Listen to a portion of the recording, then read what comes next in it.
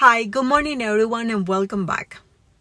All eyes are on Powell today as he prepares to deliver this highly anticipated speech at the annual Jackson Hole Economic Symposium.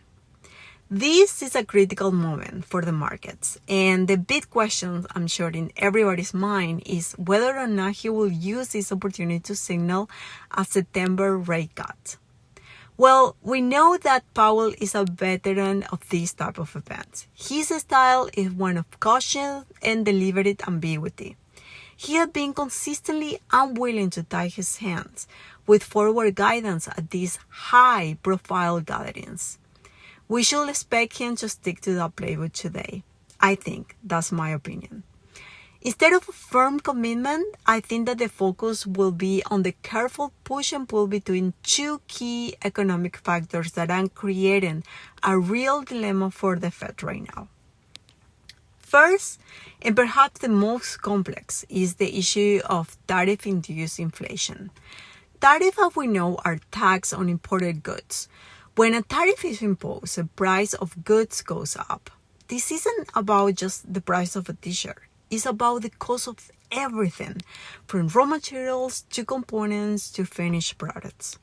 For the Fed, this type of inflation is particularly difficult to fight. It's not the result of an overheating economy with too much money chasing too few goods, which is what the Fed's traditional tools are designed to combat. Instead, it's a supply-side issue, a form of economic friction. If the Fed raises interest too aggressively to combat this kind of inflation, they risk the slowing of the economy to the point of a recession without actually solving any of the underlying problems. It's a delicate balancing act, and Powell knows that.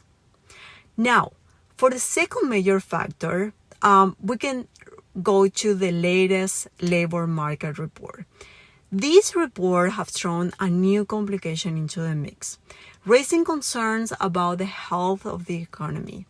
The weakening labor market is one of the key signals the Fed looks when considering a rate cut.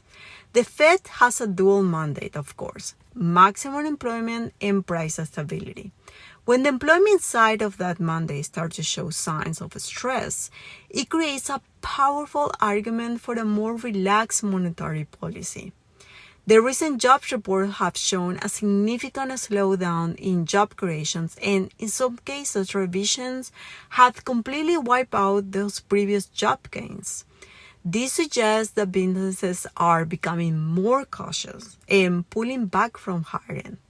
A cooling labor market could be a prelude to a broader economic slowdown, and a rate cut will be a textbook response to try to prevent that. So the Fed's dilemma: while the weak jobs report argues for a rate cut, the ongoing threat of tariff-induced inflation argues against it. The Fed is basically caught between a rock and a hard place. If they cut rates too soon in response to the jobs report, they could risk reigniting this inflation at a time when tariffs are already adding upward pressure on prices.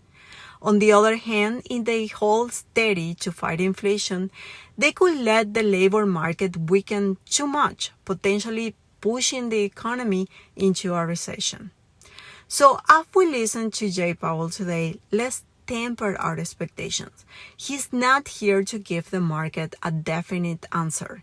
He's here to talk about the economic landscape, to describe the Fed's framework for analysis, and perhaps to reiterate that their decisions are, as they say many times, data dependent. He will likely emphasize the need to carefully monitor both inflation and employment data. He'll maintain the Fed's flexibility.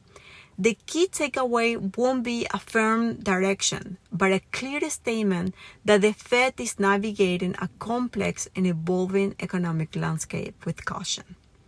So that's it for today. Let me know what your thoughts are. Let me know in the comments below, and I will see you in the next video.